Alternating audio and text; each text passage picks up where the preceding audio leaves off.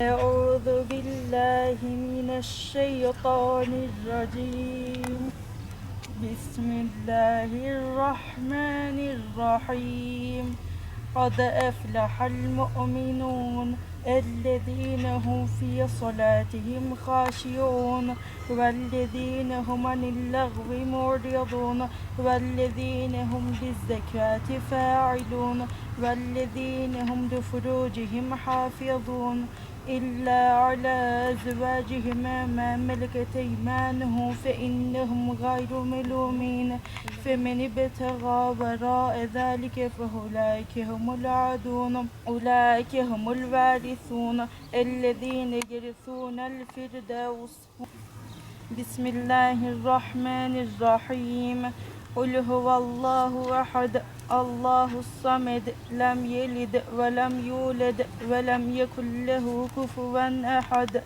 قل أعوذ برب الفلق من شر ما خلق ومن شر غاسق إذا وقب ومن شر النفاثات في العقد ومن شر حاسد إذا حسد الله أكبر الله أكبر الله أكبر لا إله إلا الله والله أكبر الله أكبر ولله الحمد. Bugünleri gösteren Rabbimize hamdolsun. Herkes arkasına geçsin.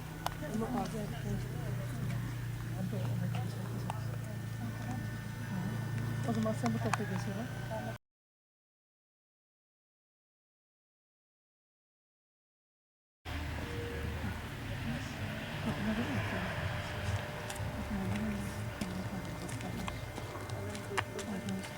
Günü gösteren Rabbime hamdü senalar olsun.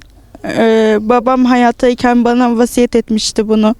Belki onun gözleri önünde şey yapamadım, veremedim dersim. Ama geldim, kabrin başında verdim. Çok mutluyum. Ya kelimeler ağzıma sığmıyor. Ne söylesem bilmiyorum.